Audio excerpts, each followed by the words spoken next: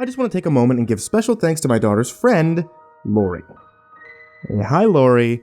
Thanks. Seriously. Because of you, Jenny refused to sleep with her dolls, and that includes the stuffed animals that she's loved intensely until you had to make up all those stories. That's right, Laurie. You made a fellow 6-year-old too afraid to sleep with any of them. You're a terrible little girl. Not long ago, Jenny told me that Laurie had been making up horror stories about dolls. I didn't think much of it. There's a lot of creepy dolls out there, even at a kid's age. They're more than likely to be going to endure some of them in those TV shows that they watch. But it was whatever, it was fine. What pissed me off was when I found out Laurie was making things up about the American Girl ones that Jenny has. Now she'd tell her stuff like, Samantha's gonna eat your cat, and Addie wants to kill your dad.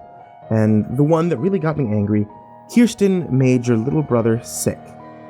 And that's why he died. Now, first of all, I don't know why Laurie's mother would have told her about Michael's death. That happened 4 years ago. I was hoping Jenny had been too young to remember the worst of it. Well, she did. Thanks, Laurie. And after that, Jenny came to me and said that she didn't want any of the dolls in her room. They're too scary, she pleaded. I don't want them to hurt us. My outward reaction was one of understanding. I comforted my daughter and I took the American Girl dolls out. I put them in the spare bedroom. Still getting used to calling Michael's room that. Internally, I seethed. Who the hell was this kid to say these things to my little girl? She wouldn't be visiting us anymore. I decided that. It was bad enough they had to see each other at school. And things went okay for a week or so after that, and I was hoping that I could move the dolls back into Jenny's room soon. Well, that hope was dashed the day that Jenny came home sobbing.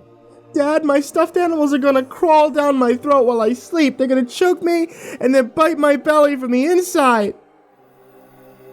I did a very poor job hiding my anger, and I regret how that frightened Jenny. See, from her point of view, it must have looked like I was interrogating her. Who told you that? I demanded. Is that Laurie kid telling you more of those horror stories about dolls? Through tears, Jenny nodded. I'm calling her, Mom, I announced. This is bullshit. I dialed Laurie's house and waited for her mother to answer. After 10 rings, she did. I explained what was going on. She was silent while I talked, and after I finished, she hiccuped and began ranting. She sounded drunk. This is none of your fucking business.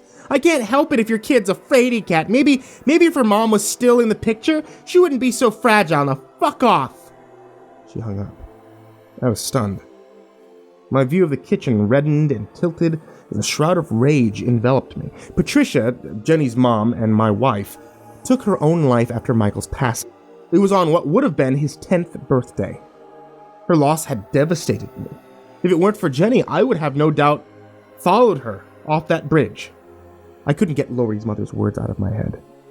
I tossed and I turned all night dreaming of ways that I could hurt her, and I thought about setting her car on fire. I thought about making an anonymous complaint to her about her job. I thought about breaking the windows of her house.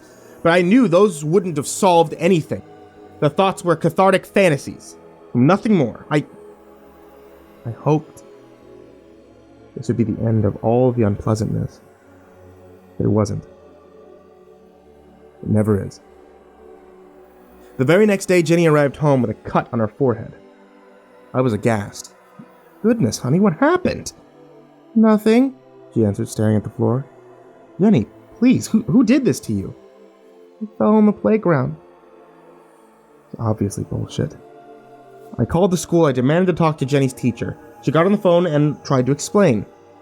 I'm sorry nobody called you, Mr. Benson. The nurse's aide was supposed to, but the injury didn't seem major. Kids get scratches all the time. I did my best to remain calm. What happened?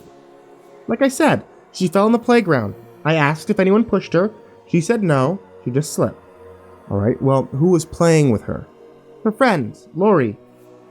Did Laurie do this to her? The teacher paused. Look, Mr. Benson, Jenny would only say that she slipped. A boy who was on the other side of the playground did say that Laurie tripped her on purpose. But he's been known to make up stories. I promise I'll keep an eye on their interactions, but I really think your daughter just fell. But I'm sorry the aide didn't call you. I'll be sure to tell the nurse. I hung up without saying anything else. That little boy hadn't been making it up. I knew Laurie had hurt my daughter. She got bored telling horror stories about dolls and moved on to hurting Jenny directly. No fucking kid was going to hurt the one person I had in my life. Jenny was crying on the couch when I finished the phone call. I tried to comfort her. I wrapped my arms around her, which seemed to help for a little while, but she began sobbing anew when I started talking about school. She was afraid to go back. 6-year-old and afraid to go to school. I was getting close to losing it. Jenny, can I do anything that would help? I grasped blindly for a solution, and I made a terrible mistake. Here, honey, try this. 1 minute. I rushed upstairs and I returned with one of the American girls. I was praying that she'd fallen back on the positive memory that she had with the doll, and was able to take some comfort in it. Here you go, Jenny. Addie, your favorite. The words were barely out of my mouth before Jenny started screaming, "Get it away, Dad! Get it away! She'll hurt you! Laurie said Addie will kill you!" I couldn't help myself. Tears welled up in my eyes and I bawled. I cradled Jenny in my arms. We held one another for a while. And eventually she fell asleep. I carried her to bed, and by the time I tucked her in, I knew what I had to do. I made sure to lock the front door before I left. Lauries Mom was easy. She was pissed drunk, and anyone would assume she fell down the stairs and broke her neck. But the mom wasn't who I cared about. It was Laurie. She wasn't easy. She was effortless. Back home, I had one of the busiest nights of my life. In the end, though, it was worth it. I greeted Jenny in the morning with a bleary-eyed smile across the breakfast table. "You look sleepy, Dad," she replied. "I am, hon.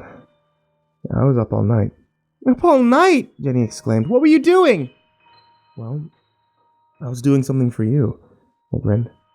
"Want to take the day off school today?" Jenny beamed. "Yes, please." "Good. I want to talk to you." "Okay," she said. She sounded happier than she had been in a while. "I know Laurie told you all these horror stories about dolls. I know how much they scared you, and that's okay. It's okay to be scared. But the best part about being scared is getting to be brave again. I know you're a brave girl, right?" Jenny nodded. She looked curious. "I need you to tell me something, sweetheart. Did Laurie hurt your lip? And I promise I won't tell your teacher or anyone in your class. It can be our secret." Jenny gazed at the tablecloth. "Honey?" She raised her head and looked me in the eye. Then she nodded. "She tripped me and pushed me while I was falling down. She said if I told anyone, she'd tell her mom that you did something bad to her when she was here last month. Sorry I lied." Tears ran down her cheeks. My heart was breaking. "It's okay, love. I swear it's okay. Look, I've got something very special for you. But I'm going to need you to be brave, okay? Can you do that for me?" Jenny wiped her eyes and nodded. "Yeah." "Okay, good. Just close your eyes. I'll be right back." She did. I scurried down to the basement and I returned with what I had been working on all night. "Keep your eyes closed, my love. I'm going to put something on your lap and I don't want you to be scared." Jenny tensed.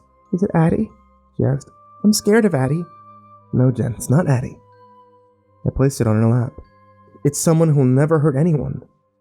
Never again." I paused and I studied my sweet daughter's angelic, innocent face.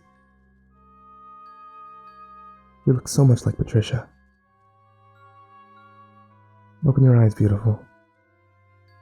She did. The hollowed-out carcass of Laurie sat where I perched her. Jenny's eyes widened. I was terrified she was about to yell, but in the following seconds, a wave of serenity washed over her. "Laurie?" Jenny asked. The dead little girl didn't reply, of course. "Laurie," Jenny repeated, this time in the tiny left ear of her former schoolmate. "She's like Laurie. But she'll never hurt a fly. She'll never tell you horror stories about dolls. She'll never trip you on the playground. She's She's just like Addie and Samantha and Kirsten and all of your stuffed animals. She's there to make you feel good, comforted. No matter what. Jenny touched Laurie's eyes. They're soft, she remarked. I nodded. She's so much more realistic than your other dolls. I'm going to keep working on her so she stays fresh for you, okay? Jenny played with Laurie's hair, put her hand in her mouth, felt her throat from the inside. A small dribble of clear reddish fluid oozed from the slit that I tried to close. Oh, oops, I announced with an overdramatic flair. Clean up in aisle, Laurie. We both giggled. So do you feel better about your doll friends, honey? Yes, Daddy, Jenny said. She pushed her finger into Laurie's ear. It went all the way to the last knuckle. Good girl, I told her. You know all the horror stories about dolls are fake, right? Yeah. You want to move your American girls and stuffed animals back into your room after breakfast? Yes, please. I grinned. Okay, then. That's what we'll do. Dad? Can I sleep with Laurie in my bed? For as long as you like, beautiful. For as long as you like.